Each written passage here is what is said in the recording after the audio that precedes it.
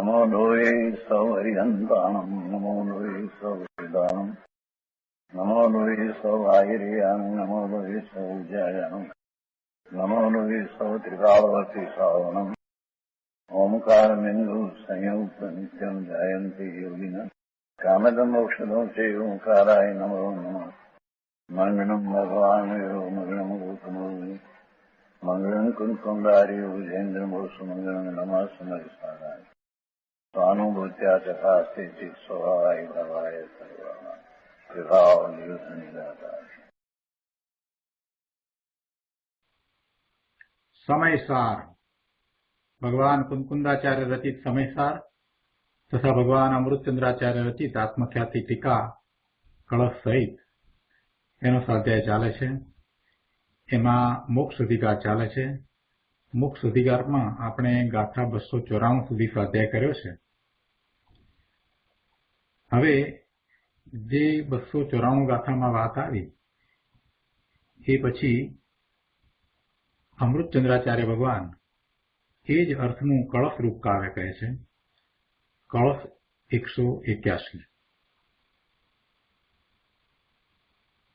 પ્રજ્ઞા ક્ષેત્રી शितेयं कथमपि निपुणैः पातिता सावधानैः सूक्ष्म एन्तः सन्धिबन्धे निपतति रभसादात्मक मोह भयस्य आत्मानं मग्नमन्तः स्थिर विशद तलसद्धात्मनि चैतन्यपुरे बंधम चा ज्ञान भावे नियमितम पित कुर्वती भिन्न भिन्नौ।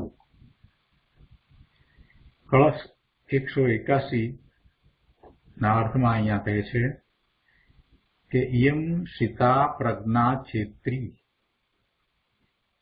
आ प्रज्ञारूपी तीक्ष्ण छीणी निपुणै कथम अपि सावधानै पातिता।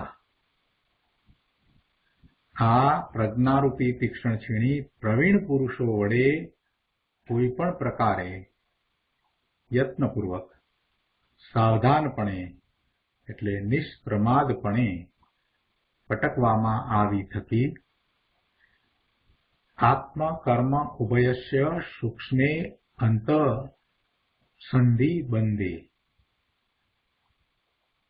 रभसात निपतती એટલે આત્મા અને કર્મ બંનેના સૂક્ષ્મ અંતરંગમાં સંધિના બંધમાં એટલે અંદરની સાંધના જોડાણમાં શીઘ્ર પડે છે।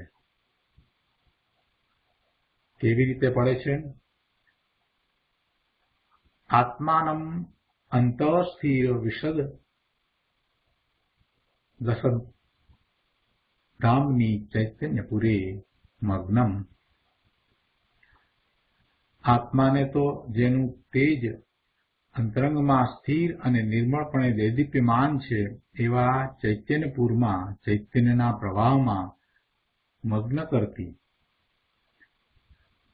च बंधम अज्ञान भावे नियमितम अभीत भिन्न भिन्नौ कुर्वती अने बंधने अज्ञान भावमां निश्चल एटले नियत करती ए रीते आत्मा अने बंधने सर्व तरफथी भिन्न भिन्न करती पड़े छे। प्रज्ञा छीणी द्वारा आत्माने अने बंधने जुदा करवा अने पछी आत्माना भावे रहेवुं स्वभाव भावे रहेवुं ए वात गाथा 294 अने आ श्लोकमां आवी छे।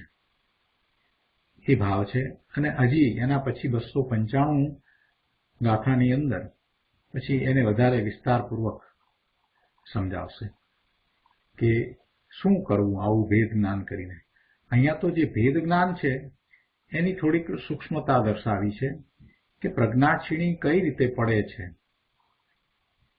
કળશમાં એ વાત સમજાવી છે કે આ પ્રજ્ઞારૂપી તીક્ષ્ણ છીણી જે જ્ઞાન છે, તીક્ષ્ણ છીણી એટલા માટે કહી કે એ એવું જ્ઞાન છે કે જે જ્ઞાન દ્રવ્યસ્વરૂપમાંથી જીવે આત્મસાત કરવાનું છે એવું એ જ્ઞાન છે.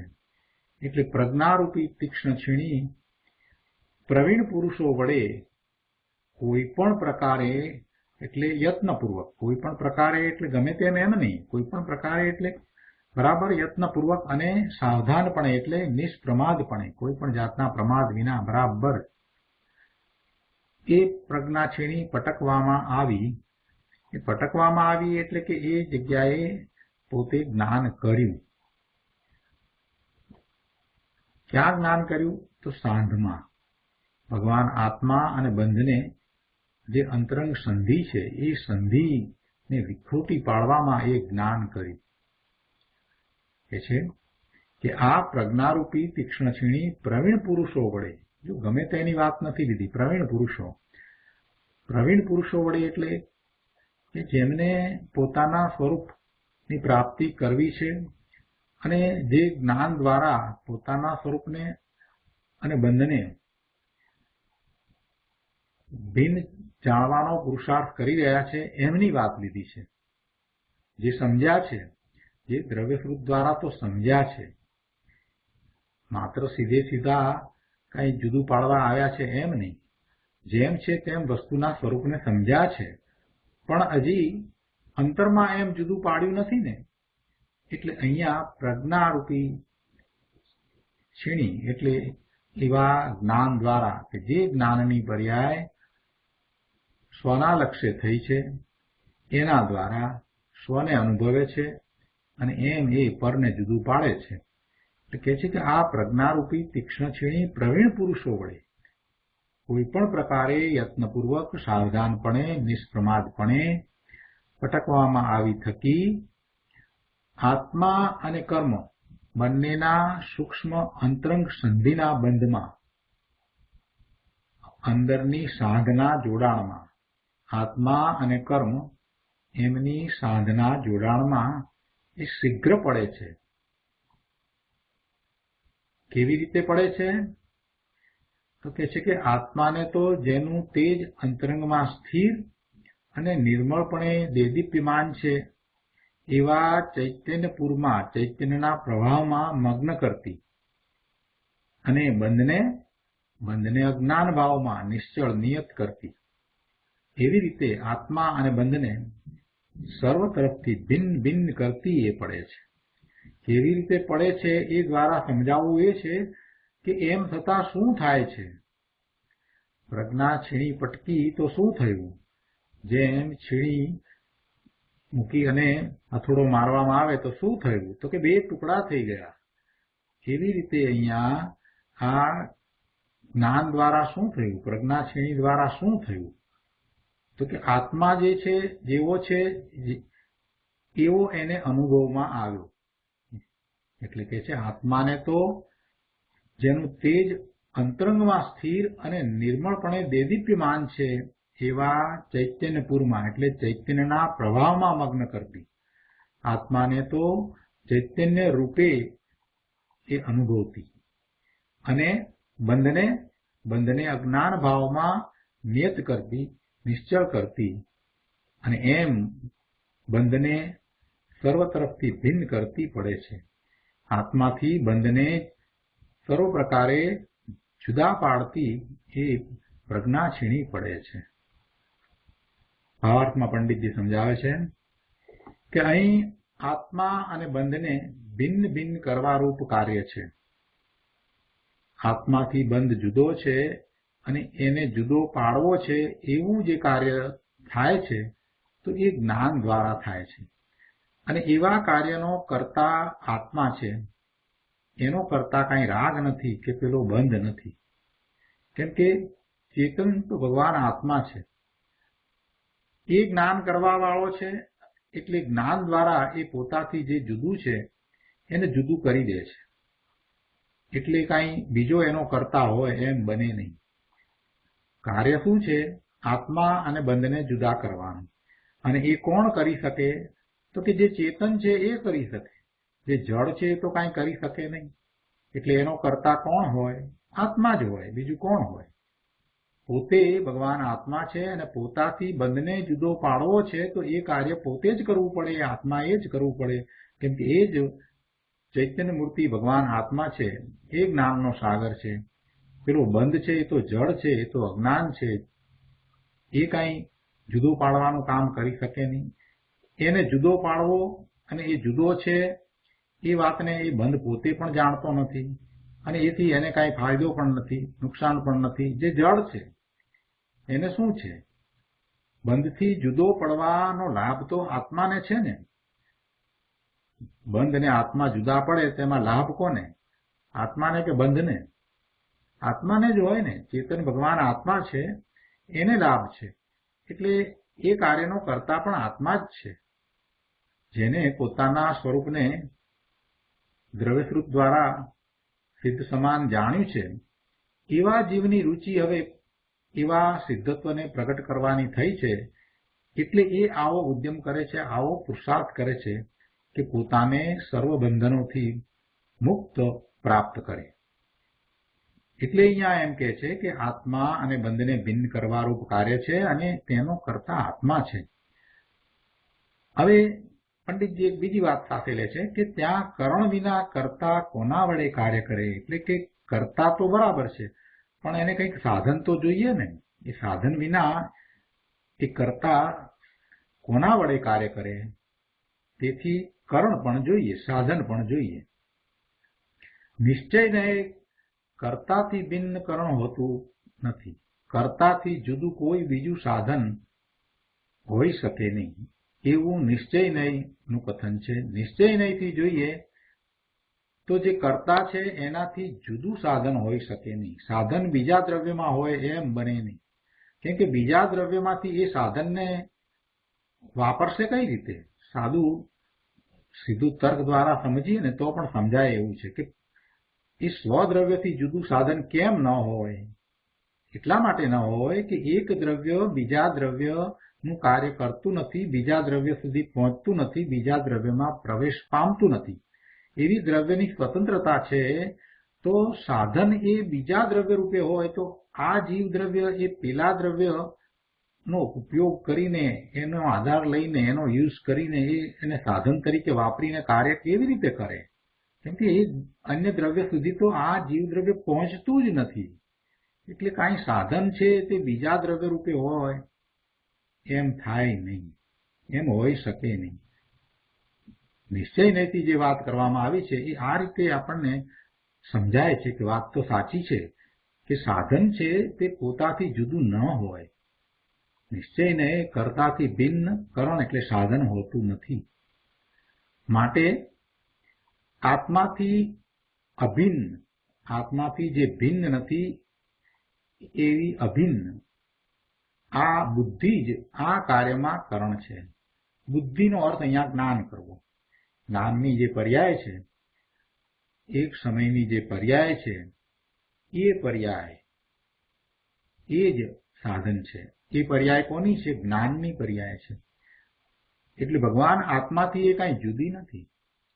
આત્માનો આનંદ ગુણ છે અને એનું પરિણમન છે અને એ ઉપયોગ રૂપ છે. જ્ઞાનની પર્યાય એ ઉપયોગ સ્વ તરફ ઢળે છે. એ પર્યાય, એ બુદ્ધિ એ આ કાર્યમાં સાધન છે, કરણ છે. અને એનો કર્તા કોણ છે? તો ભગવાન આત્મા પોતે જ છે. પોતે જ એવા પોતાના જ્ઞાનના ઉપયોગને ધ્રુવ તરફ ઢાળી દે છે, ધ્રુવનું લક્ષ કરાવે છે.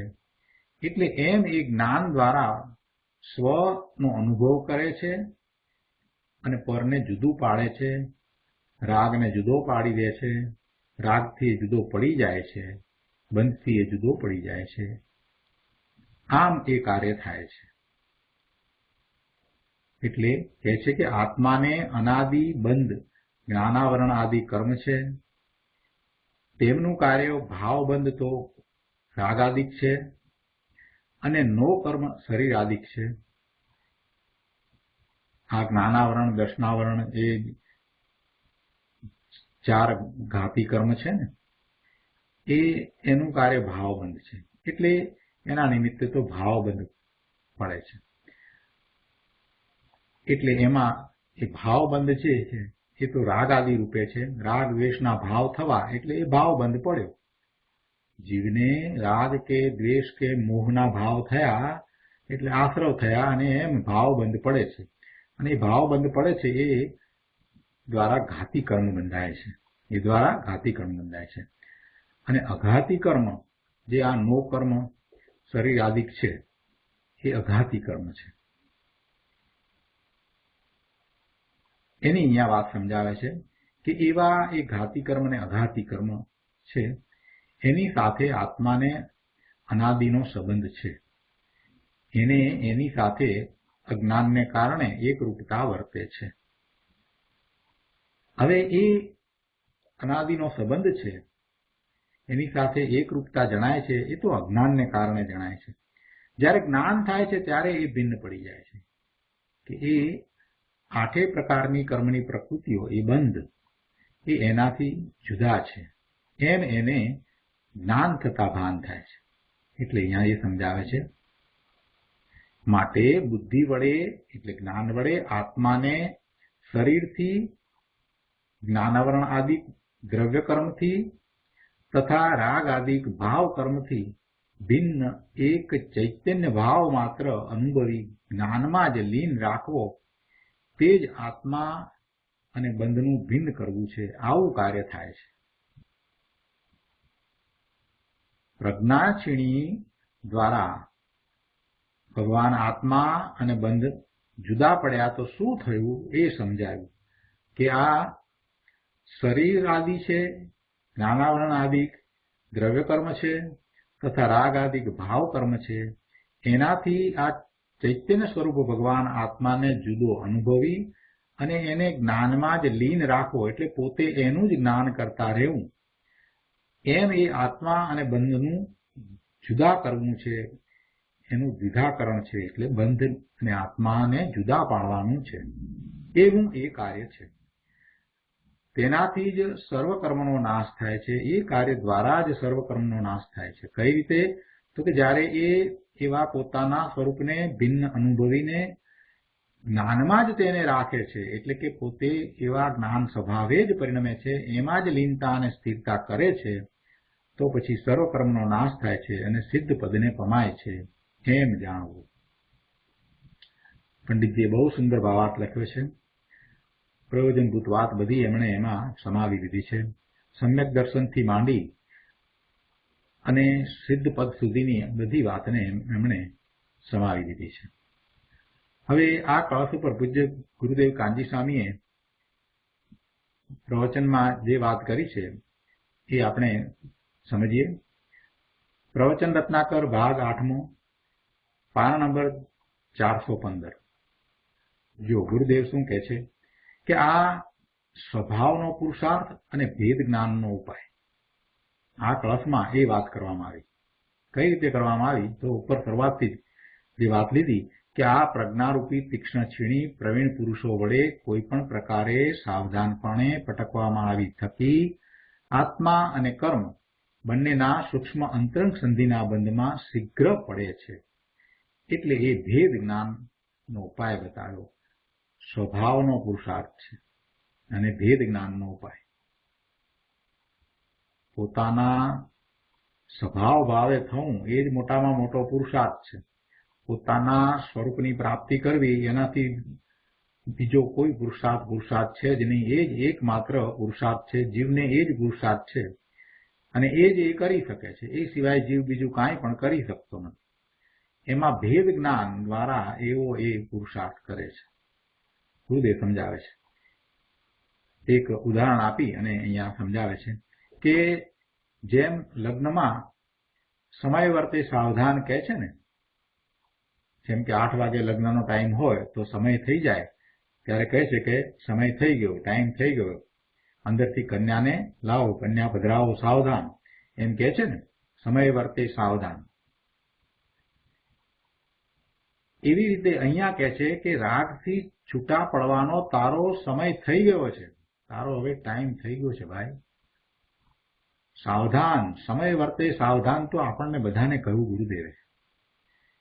શું કહ્યું કે રાગથી છૂટા પડવાનો ભાઈ તારો હવે સમય થઈ ગયો છે. હવે અત્યારે આ સમય છે. સમય વર્તે સાવધાન, તું સાવધાન થઈ જા. માટે સમય થયો છે માટે અંદરમાં જા, અંદર સ્વભાવમાં જા અને રાગને ભિન્ન પાડ. તું ભગવાન આત્મા રાગથી જુદો છો તો રાગને ભિન્ન પાડ. ભાઈ આ કરવાનું હોય તો આ એક જ કરવાનું છે, બીજું કાંઈ કરવાનું નથી. બીજું બધું તો થોથા છે. સમય વર્તે સાવધાન. આ જ સમય છે, આ જ સમય છે જ્યારે તારે તારા સ્વરૂપમાં જઈને રાગથી જુદા પોતાને અનુભવવાનો છે. આગળ કહે છે કે આ પ્રજ્ઞારૂપી છીણી કોના વડે પટકવામાં આવે છે? પ્રવીણ પુરુષો વડે. બીજી રીતે કહીએ તો કે એ જ પ્રવીણ પુરુષો છે કે જે ભેદ જ્ઞાન કરે છે. આનું નામ તે પ્રવીણ પુરુષ કે જે ભેદ જ્ઞાન કરે છે. દુનિયાના ડાયા ચતુર જે પ્રવીણ કહેવાય એની અહીંયા વાત નથી. અહીંયા તો જે ભેદ જ્ઞાન કરે છે, સ્વથી જુદું આ બંધ અને રાગનું સ્વરૂપ છે, એમ જે ભેદ જ્ઞાન કરે છે એ પ્રવીણ છે, એ ચતુર છે, એ હોશિયાર છે, એ ડાયો છે, એ બુદ્ધિમાન છે, એ સમજુ છે. બાકી બીજા બધા કહેવાના. હોશિયાર ડાયો કોણ છે? જે પોતાના ભવિષ્યનો વિચાર કરે છે એને આપણે હોશિયાર અને ડાયો કહીએ. તો ભવિષ્ય કેટલું? આ પર્યાયના ભવિષ્યનો વિચાર કરવો કે એથી આગળ બીજી પર્યાયો છે એના ભવિષ્યનો વિચાર કરવો કે અનંત કાળ પોતાનું ભવિષ્ય છે એનો વિચાર કરવો અને એના સંબંધી આયોજન કરવું. કોણ ચતુર કોણ છે? જે અનંત પોતાનું જીવન છે એના સંબંધી જે આયોજન કરવા વાળો છે એ ચતુર છે. વર્તમાન પર્યાય સંબંધીના આયોજનો તો બધા કરે છે, એ તો મૂર્ખો પણ કરે છે, મૂર્ખાઓ પણ કરે છે. એમાં ડાપણ ક્યાં છે? એને તો આગળ દેખાતું જ નથી, આ જીવનથી આગળ દેખાતું જ નથી, એટલે એ તો મૂર્ખ છે. પરંતુ જે વર્તમાન જીવનથી આગળ પોતાના અનંત જીવનને જુએ છે કે મારું જીવન આટલું જ નથી, મારું તો અનંત જીવન છે અને એવા અનંત જીવનમાં હું સુખની પ્રાપ્તિ જ હંમેશા કરું, એવો માર્ગ મારે તો જોઈએ છે. એવા માર્ગે કોણ ગયું છે, એવા માર્ગે કોણ ગયું છે એનો વિચાર કરી અને જે આગળ વધે છે એ પુરુષાર્થ કરી શકે છે. જેને એમ શ્રદ્ધા થાય છે કે આવો માર્ગ છે અને આવા માર્ગે અનંત સિદ્ધો ગયા છે, તો એવો એ ચતુર છે, એ પ્રવીણ પુરુષ છે. અને એ પ્રવીણ પુરુષ છે એ પછી એ માર્ગે ચાલે છે, એટલે એ ભેદ જ્ઞાન કરે છે, એ ભેદ જ્ઞાન કરે છે. બાકી તો આ દુનિયાના ડાયા એ તો ક્યાં આગળ વિચારી શકે જ છે. આત્મા અવિનાશી છે અને એને આ ચાર ગતિ સિવાય એની પંચમ ગતિ પણ છે એનો વિચાર એ કરતા નથી. બિચારા આ મોહરૂપી દારૂ પીને પડ્યા છે એટલે વર્તમાન પર્યાયમાં જે થોડી ઘણી અનુકૂળતા મળી છે એમાં ને એમાં રાચી રહ્યા છે અને આવું સરસ જીવન એ પૂરું કરી રહ્યા છે. અરે રે, આ મહાપુરુષોની કરુણા એમને જાગૃત કરવાની થઈ રહી છે અને એ જાગૃત નથી થતા. ગુરુદેવે કહ્યું કે ભાઈ સમય વર્તે સાવધાન, તું સાવધાન થા. હવે તારો સમય પાકી ગયો છે, તું અંદરમાં જા અને રાગને ભિન્ન પાડ. કેવી સરસ વાત કરી. અને પછી આગળ ગાથાની વાત લઈને કહે છે કે આ પ્રવીણ પુરુષો તો એ છે કે જે ભેદ જ્ઞાન કરી અને પોતે પોતાના સ્વરૂપથી રાગને જુદો પાડે છે. તું પણ એવો પ્રવીણ થા. તને પ્રવીણ થતા કોઈ અટકાવે એમ નથી. તું શા માટે એવો પ્રવીણ નથી થતો? તું બહારના કામોમાં તારી પ્રવીણતા દાખવે છે તો આવો પ્રવીણ તું શા માટે નથી થતો? આગળ કહે છે કે પ્રવીણ પુરુષો વડે પ્રજ્ઞા છીણીને નિષ્પ્રમાદપણે મહાયત્ન વડે પટકવામાં આવતા. ક્યાં પટકવામાં આવતા?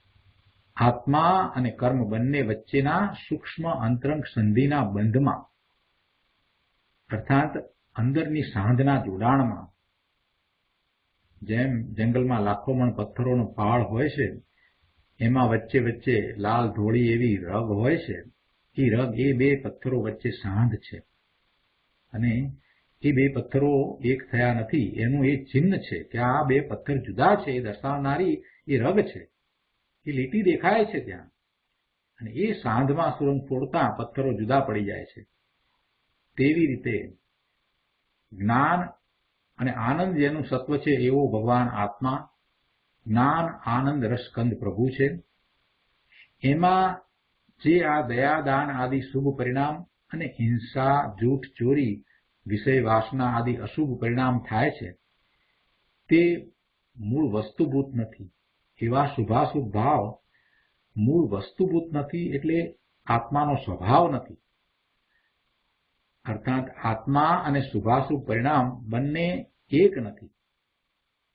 બંનેમાં એમના લક્ષણો જુદા જુદા છે, તેથી ભેદ છે. બંનેમાં લક્ષણ ભેદે ભેદ છે એટલે કે બંનેના લક્ષણો જુદા છે અને એ જુદા થઈ શકે છે. સાંધ છે એ એકરૂપ થયા જ નથી.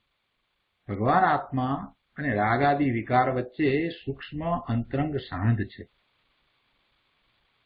અહીં કહે છે કે એ બંનેની અંતરંગ સંધિના બંધમાં બહુ યત્ન વડે પ્રજ્ઞાક્ષીણી પટકવામાં આવતા તત્કાળ બંને ભિન્ન પડી જાય છે.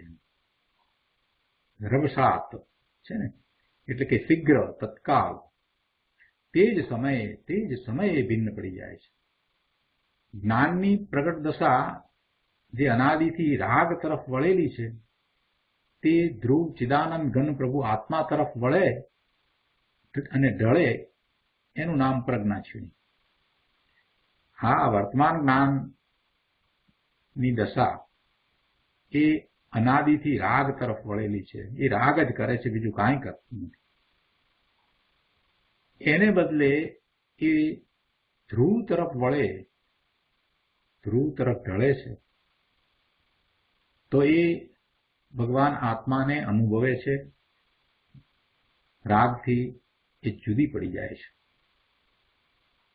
એ જ્ઞાનની દશા છે એમાં જેને પોતાના સ્વરૂપનો અનુભવ થાય છે અને પોતે ભગવાન આત્મા છે, આ બધાથી જુદો, રાગથી જુદો, બંધથી જુદો એમ પોતાને અનુભવી લે છે. એટલે એ જ્ઞાનની પર્યાય છે એની વાત કરી છે કે એને પોતા તરફ વાળે છે, ધ્રુવ તરફ વાળે છે અને એનું નામ જ એ પ્રજ્ઞાક્ષીણી છે. અને તે સાંધમાં પટકતા, એ સાંધમાં પડતા તત્કાલ આત્મા અને કર્મ જુદા પડી જાય છે. આગળ 416 પાના ઉપર કહે છે કે જેમાં રાગનું જ્ઞાન છે એવી વર્તમાન જ્ઞાનની દશા આત્માથી જુદી નથી. જેમાં રાગનું જ્ઞાન છે એવી વર્તમાન જ્ઞાનની દશા, વર્તમાન જ્ઞાનની પર્યાય આત્માથી જુદી નથી. પણ રાગ છે તે આત્માથી જુદો છે. આ જ્ઞાનની પર્યાય જેમાં રાગનું જ્ઞાન છે એ જ્ઞાનની પર્યાય છે એ આત્માથી જુદી નથી. એ આત્માની જ પર્યાય છે. આત્માના અનંત ગુણ એક સાથે છે અને દરેક ગુણની એક સમયની એક પર્યાય એવી અનંત પર્યાય થાય છે. એમાં આ જ્ઞાનની પર્યાય છે એટલે એ આત્માનું જ સ્વરૂપ છે. એ આત્માની જ પર્યાય છે એટલે એ આત્માથી જુદી નથી. દ્રવ્ય છે તો પર્યાય હોય ને હોય. દ્રવ્ય પર્યાય વિનાનું હોય નહીં. એટલે ભગવાન આત્મા એ અનંત ગુણ સ્વરૂપ છે તો અનંત ગુણ પર્યાય પણ છે. એટલે એવું જ સ્વરૂપ છે. એટલે એ જ્ઞાનની પર્યાય એ આત્માથી કાંઈ જુદી નથી. પરંતુ જે વર્તમાનમાં એ જ્ઞાનની પર્યાય રાગનું જ્ઞાન કરવા વાળી થઈ છે, રાગ તરફ ઢળેલી છે એટલું જ. પણ એ પર્યાય છે તો આત્માની. એટલે એ આત્માથી જુદી નથી. એ જ્ઞાનની દશા આત્માથી જુદી નથી. પણ રાગ તો આત્માથી જુદો છે. રાગ આત્માથી જુદો છે. જ્ઞાનની દશા છે એ આત્માથી જુદી નથી. આ વાતને ગુરુદેવે અહીંયા ઉદાહરણ દ્વારા સરસ રીતે સમજાવી છે. વાત શું છે કે રાગનું જ્ઞાન જે કરે છે એવી આ વર્તમાન જ્ઞાનની દશા, વર્તમાન જ્ઞાનની પર્યાય છે તે આત્માથી જુદી નથી. પણ પેલો રાગ છે એ આત્માથી જુદો છે અને એને એક દ્રષ્ટાંત દ્વારા ગુરુદેવે અહીંયા સમજાવ્યું છે. મીણમાં સિંહનો આકાર છે તે મીણ સ્વરૂપે છે, સિંહ સ્વરૂપ નથી. મીણમાંથી મીણનો સિંહ બનાવવામાં આવે તો સિંહ એ આકાર થયો. એટલે એ મીણમાં સિંહનો આકાર જે છે એ આકાર મીણ સ્વરૂપે છે, આકાર મીણ રૂપે છે. એ કાંઈ સિંહ રૂપે સિંહ સ્વરૂપે નથી. તેમ ચૈતન્યમય પ્રભુ આત્મામાં રાગનું જ્ઞાન થાય તે જ્ઞાન આત્મ સ્વરૂપ છે, એ આત્માનું સ્વરૂપ છે. કેમ કે આત્મા જ્ઞાન સ્વરૂપ છે, એટલે એ કંઈ રાગ સ્વરૂપ નથી. જેમ મીણનો સિંહ હોય એટલે મીણનો સિંહ તો શા માટે મીણનો સિંહ થયો હોય? તો સિંહનો મીણનો આકાર આપ્યો. મીણ જે છે એને સિંહનો આકાર આપવામાં આવ્યો.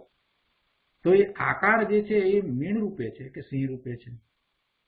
આકાર તો સિંહ રૂપે નથી, એમાં સિંહના ગુણો નથી, સિંહનું કોઈ લક્ષણ નથી. એ આકાર જે છે એ તો મીણરૂપ છે, એ તો મીણની પર્યાય છે. એ સિંહની પર્યાય છે? સિંહની પર્યાય નથી, એ મીણની પર્યાય છે, મીણ રૂપે છે. એમાં બધા મીણના ગુણ છે. એ સિંહ મીણનો છે, પણ એ તો સિંહનો આકાર આપ્યો છે, બાકી એ તો છે તો મીણ જ. એટલે એ મીણની પર્યાય છે, એમાં બધા ગુણ મીણના જ રહ્યા છે.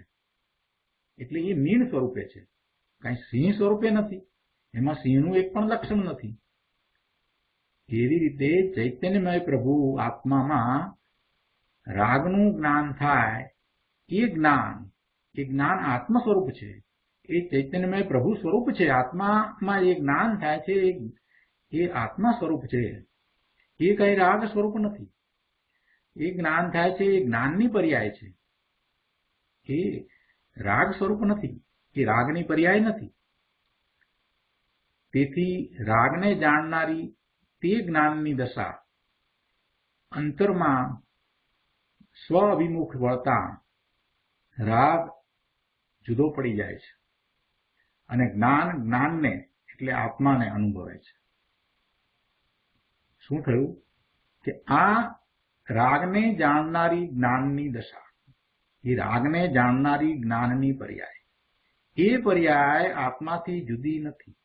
એક વાત, એ રાગરૂપ નથી, રાગ સ્વરૂપ નથી, એ જ્ઞાન સ્વરૂપ છે, એ આત્મા સ્વરૂપ છે. તેથી એ રાગને જાણનારી તે જ્ઞાનની દશા અંતરમાં સ્વાભિમુખ વળતા, અંતર તરફ વળતા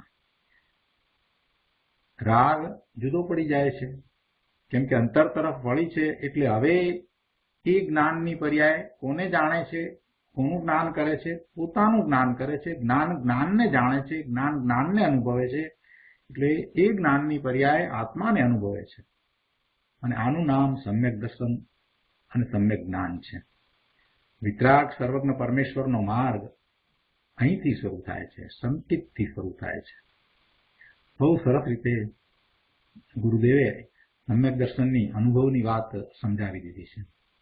ગુરુદેવની આ જ વિશેષતા છે કે દરેક પ્રવચનમાં એ સમ્યક દર્શન કરવાની રીત બતાવે છે અને ગાથાને અનુરૂપ એમાંથી સમ્યક્ત્વના જે ભાવ નીકળે છે એને બહાર કાઢે છે. કોઈ પંડિતે આવું કામ કર્યું નથી. એટલે ગુરુદેવની સભામાં ઘણા પંડિતો આવતા,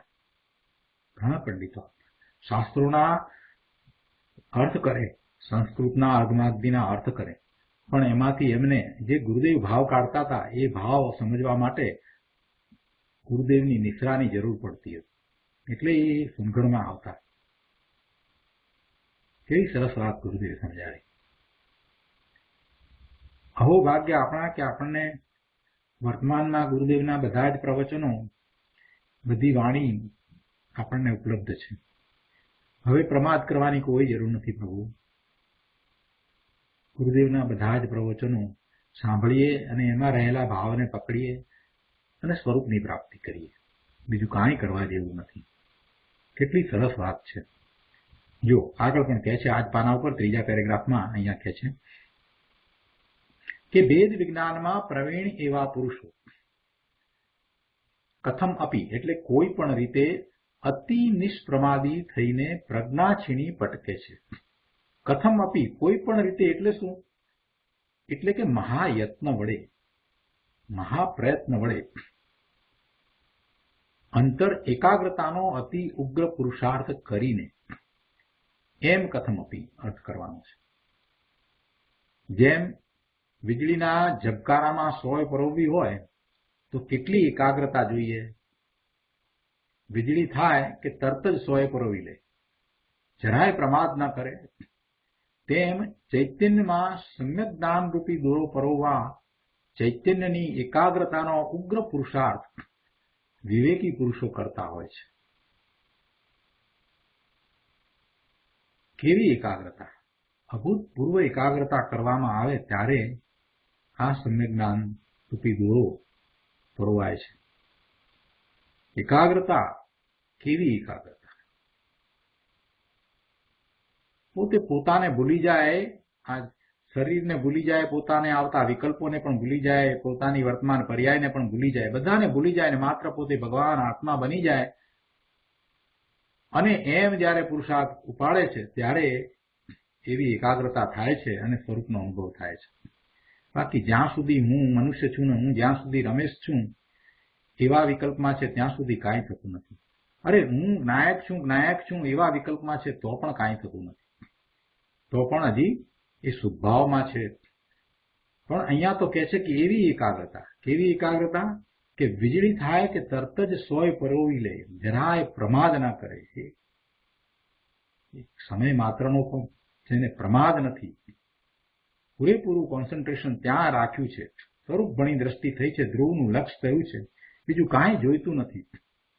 જેને એવો દ્રઢ નિર્ધાર થઈ અને પુરુષાર્થ ઉપડ્યો છે એ વિવેકી છે, એ પ્રવીણ છે અને એ પોતાના સ્વરૂપને પ્રાપ્ત કરી લે છે.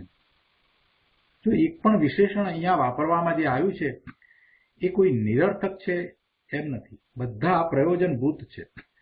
જે વિશેષણો મૂકવામાં આવ્યા છે એ બધા વિશેષણનું કંઈક પ્રયોજન છે ને એ પ્રયોજન પણ આપણે સાથે સમજવું જોઈએ કે શા માટે આ પ્રયોજન વાપરવામાં આવ્યું. અહીંયા પ્રવીણ પુરુષ એવી વાત લેવામાં આવી, આમ નામ પુરુષ કહ્યું હોત તો પણ ચાલે.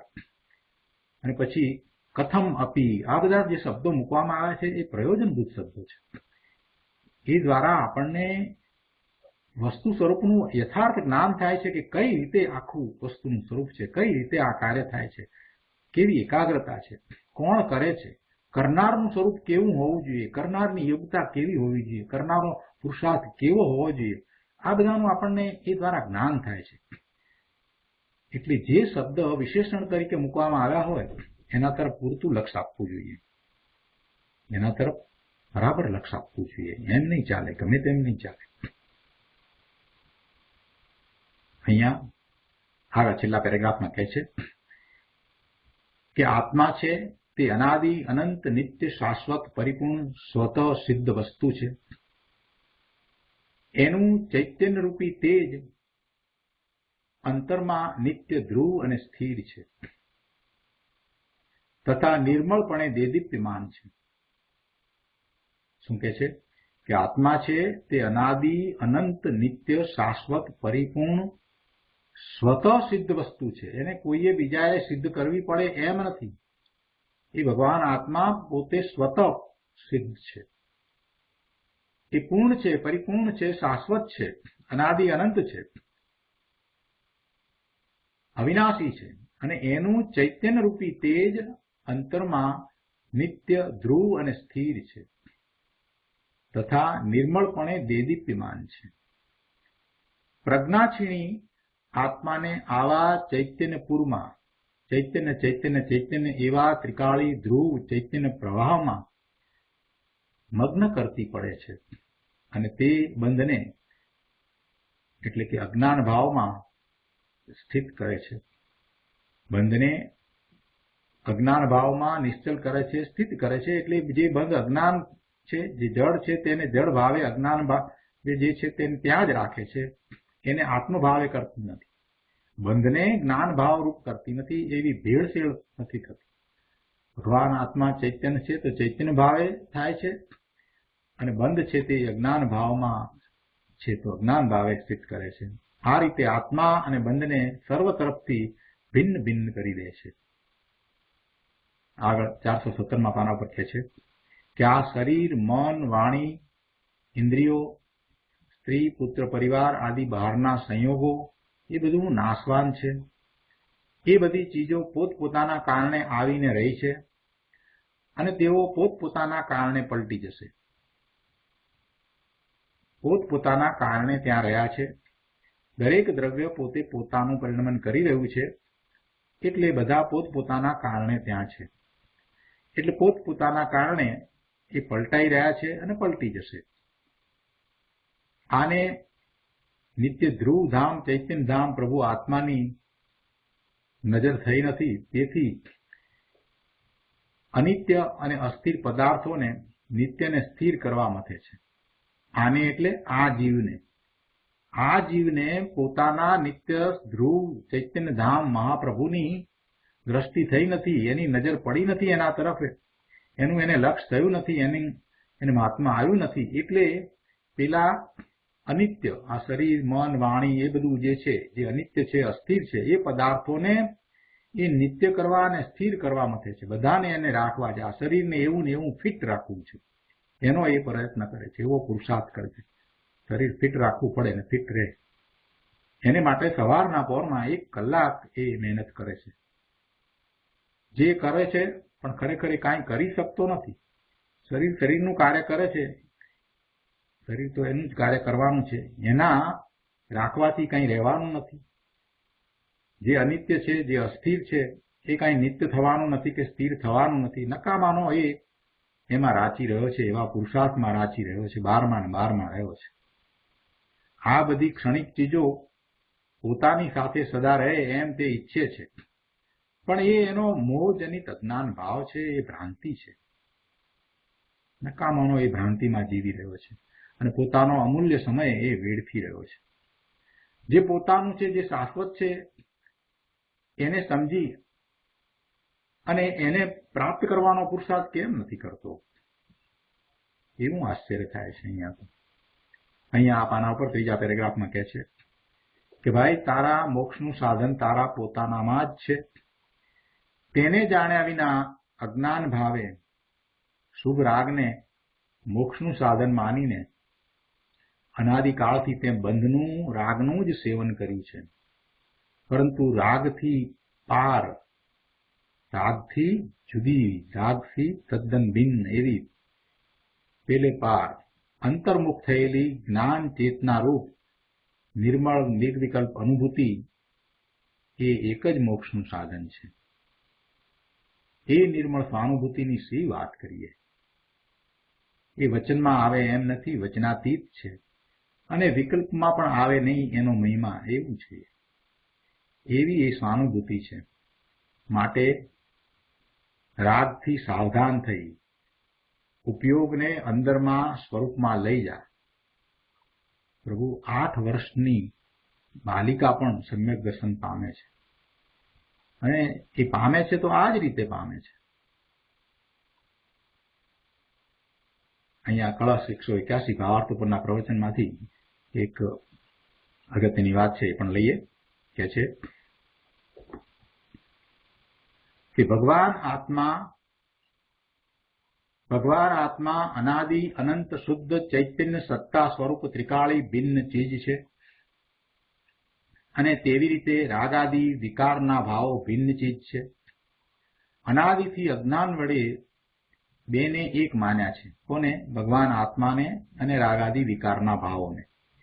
તેથી બંનેને જુદા કરવા તે ધર્મરૂપ કાર્ય છે. અહીં કહે છે કે તે બેને ભિન્ન કરવા રૂપ કાર્યનો કરતા આત્મા છે. કોઈ બીજો ઈશ્વર કાંઈ આ કાર્ય કરે છે એમ નથી. સ્વતઃ સિદ્ધ વસ્તુઓનો કરતા કોઈ બીજો ઈશ્વર છે એ માન્યતા તદ્દન જુઠ્ઠી, અસત્ય છે. આ આત્મા સ્વતઃ સિદ્ધ છે. દરેકનો આત્મા સ્વતઃ સિદ્ધ છે. એ ભગવાન આત્મા છે, એ સ્વતઃ સિદ્ધ છે. એને કોઈ બીજો કરે, એના કાર્યો બીજો કરે ને એને કંઈક બીજો પ્રાપ્ત કરાવે એવું કંઈ છે જ નહીં. એ પોતે જ કરતા છે. આગળ કહે છે 418 પાના ઉપર કે ત્યાં કરણ વિના કરતા કોના વડે કાર્ય કરે, તેથી કરણ પણ જોઈએ, સાધન પણ જોઈએ, નિશ્ચયને કર્તાથી ભિન્ન કરણ હોતું નથી, માટે આત્માથી અભિન્ન, આત્માથી જુદું નહીં તેવું આ કરણ એ જ્ઞાન છે. એટલે એવી આ બુદ્ધિ જ આ કાર્યમાં સાધન છે. ગુરુદેવ કહે છે કે જો અહીંયા ખુલાસો કર્યો છે કે નિશ્ચયને કર્તાથી ભિન્ન કરણ હોતું નથી. સત્યાર્થ દ્રષ્ટિથી જોઈએ તો આત્માથી રાગ આદિ બંધને જુદા પાડવામાં કર્તા આત્મા છે અને સાધન પણ આત્મા છે. કેમ કે કરણ એટલે સાધન કર્તાથી ભિન્ન હોતું નથી. આ બંને કર્તા અને કરણ આત્માની પર્યાયની વાત છે. શું છે આ કર્તા અને કરણ? તો ત્યાં એ આત્માની પર્યાયની વાત છે. આમ તો એક પર્યાયમાં 6 કારકો હોય છે, પણ અહીંયા 2 ને મુખ્ય લીધા છે, કર્તા અને કરણને. એટલે એ આત્માની પર્યાયની વાત છે. માટે આત્માથી અભિન્ન એવી બુદ્ધિ જ, ભગવતી પ્રજ્ઞા જ આ કાર્યમાં કરણ છે. શું કહ્યું કે પર સન્મુખની દિશાવાળા રાગ આદિ વિકારના ભાવોને સ્વસન્મુખની દિશાવાળી પ્રજ્ઞા જ, જ્ઞાન જ, સ્વસંવેદન જ્ઞાનની દશા જ ભિન્ન કરવાનું સાધન છે. રાગ આદિ વિકારના ભાવોને આત્માથી ભિન્ન કરવાનું સાધન આ સ્વસન્મુખ દશાવાળી, એટલે જે ધ્રુવ તરફ ઢળેલી છે એવી આ પ્રજ્ઞા જ, એટલે સ્વસંવેદન જ્ઞાનની પર્યાય એવી દશા જ સાધન છે. આગળ 5મા પેરેગ્રાફમાં કહે છે કે હું એક શુદ્ધ ચિન્હ માત્ર જ્ઞાતા દ્રષ્ટા પ્રભુ આત્મા છું.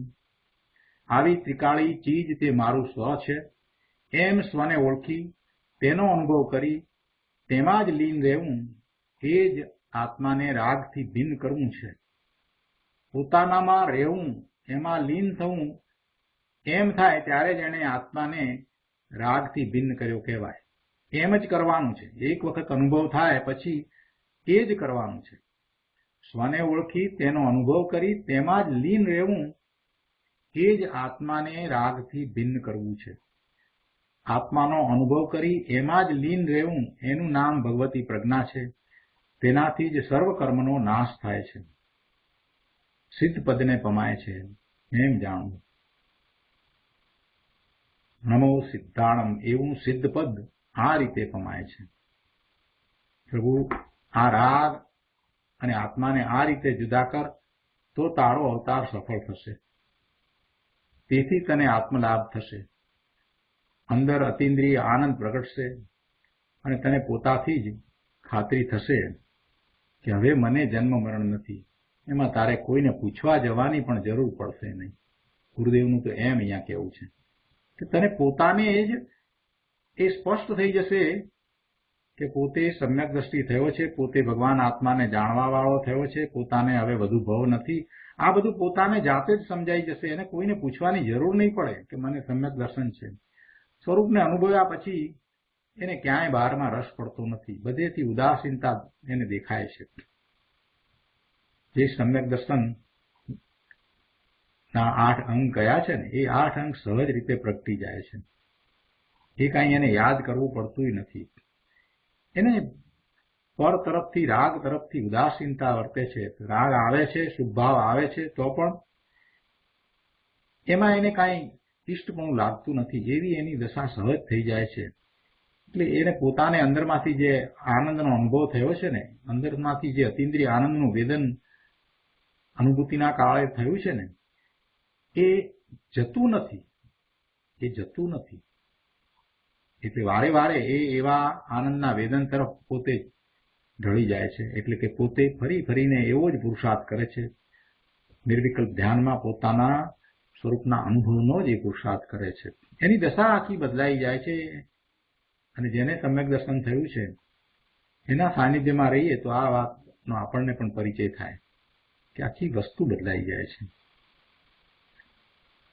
એના એ જ બાહ્યમાં તો એવા ને એવા જ દેખાતા એ સમ્યક દ્રષ્ટિ એ જ પ્રમાણે આપણને લાગે કે પહેલાની જેમ જ બધું કામ પણ કરી રહ્યા છે, પણ છતાં ઘણો ફેર છે. કેટલીક વખત તો એ જે ફેર થયો છે એને શબ્દોમાં આપણે ન વર્ણવી શકીએ. એવું લાગે. એટલે ગુરુદેવ અહીંયા કહે છે કે ભાઈ અતિન્દ્રિય આનંદ જે પ્રગટ થાય છે એ તને પોતાથી જ એની તને ખાતરી થશે અને એને એ અનુભવ થયા પછીથી એને ખ્યાલ આવી જાય છે કે પોતાને હવે વધારે જન્મ મરણ નથી.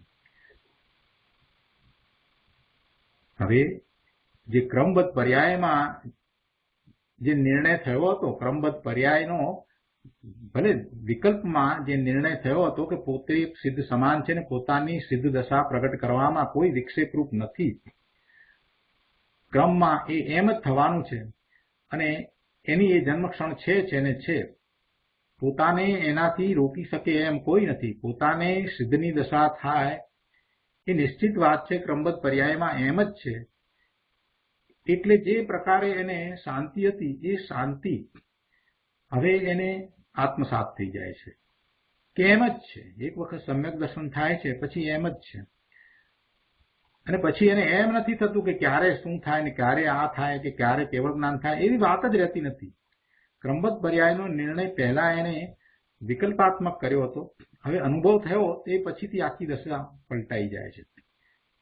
એટલે તો સોગાણીજીના પત્રો વાંચીએ તો આપણને ખ્યાલ આવે છે. કહે છે કે અમારે શું છે, જો पर्याय को हो ना हो हमें क्या है, जिस पर्याय को होना है हो. पर्याय तो क्रमबद्ध में होती है, हमें क्या है. આવી વાત જ્યારે કરે છે ત્યારે એક પોતાને કેવા સ્થાનમાં કેવી રીતે અનુભવી રહ્યા હશે. પર્યાય તો નિશ્ચિત છે, થવાની છે, તે થાય જ છે. અમે ભગવાન આત્મા છીએ, જ્ઞાયક છીએ, ત્રિકાળ જ્ઞાયક છીએ, અમે આનંદ સ્વરૂપી છીએ. ગુરુદેવ કહે છે કે ભાઈ એ અંદરમાં તને આનંદ પ્રગટ થશે અને તને પોતાથી જ ખાતરી થઈ જશે કે હવે મારે વધારે ભવ નથી. અરે ભવ નથી એવો પણ વિકલ્પ તને પછી નથી આવતો કે ભવ શું, કોણ ભવ કરે. અમે ભગવાન આત્મા છીએ. જે પર્યાયને જેમ થવું હોય તેમ થશે અને ભગવાનના જ્ઞાનમાં જે આવ્યું છે તે પ્રમાણે બધી પર્યાયો થશે તો થશે. અમને શું છે. આ અનુભવની વાત ગુરુદેવ શબ્દમાં તો કેટલીક લાવે. 45 વર્ષ સુધી ગુરુદેવે જુદી જુદી રીતે એ વાતને સમજાવી છે, પણ અનુભવની વાત તો અનુભવવી પડે ભાઈ. બીજો કોઈ માર્ગ નથી. એક જ માર્ગ છે, અનુભવ સિવાય બીજી કોઈ રીતે એ વાત આવી શકે નહીં. અને આ વાત જે નહીં સમજે એ તો પછી ચાર ગતિમાં રખડશે. ગુરુદેવ અહીંયા કહે છે કે વર્તમાનમાં આ બધા ઘણા શ્રેષ્ઠીઓ છે, પણ હવે બધા બિચારા આ ધર્મને જો નહીં સમજે તો પછી તિર્યંચમાં જશે. કેમ કે એવા તીવ્ર પાપ તો નહીં થાય એમનાથી, એટલે નરકમાં તો ન જાય, એવા તો પરિણામ ન થાય. પણ આ ધનના લોભમાં અને માયામાં અને કપટ ને કુટિલતામાં એ આડોડાઈ છે, એટલે એવા આડોડાઈના પરિણામ રૂપે મરીને તિર્યંચ થાય, આડા થાય, ઢોર થાય. અંદર જ્ઞાન સ્વરૂપ લક્ષ્મીને ઓળખ્યા વિના આ બહારની લક્ષ્મીને ધૂળના પતિ, એ કરોડપતિ, લક્ષ્મીપતિ, એ બધા એવા માયાના પરિણામને કારણે, લોભના પરિણામને કારણે એ તિર્યંચમાં જશે. અને જેઓ આ માંસાહાર કરે છે, ઈંડા ખાય છે, એઓનું સ્થાન તો નરક જ છે. એને તો નરક જ છે. માંસાહાર કરે છે એનું સ્થાન તો નરક આદિ જ છે. ગુરુદેવ કહે છે કે જેને અડાય નહીં તેને ભોજનમાં લેવું એ તો મહાપાપ છે. આ માંસાહાર કરે છે ને એ કઈ બિચારા નથી, એ કઈ નથી જાણતા કે આ માંસ ક્યાંથી આવે છે. એ બિચારા નથી, જાણે છે ને માંસાહાર કરે છે એટલે એ નરકમાં જ જાય, બીજું કાંઈ થાય નહીં. બહુ સરસ વાત કરી છે ગુરુદેવે. તો આજે આપણે આ કળશ 181 અહીંયા પૂરો કરીએ છીએ અને આજનો સ્વાધ્યાય પણ આજે અહીંયા સુધી રાખીએ છીએ. હવે સુખધામ બોલીએ.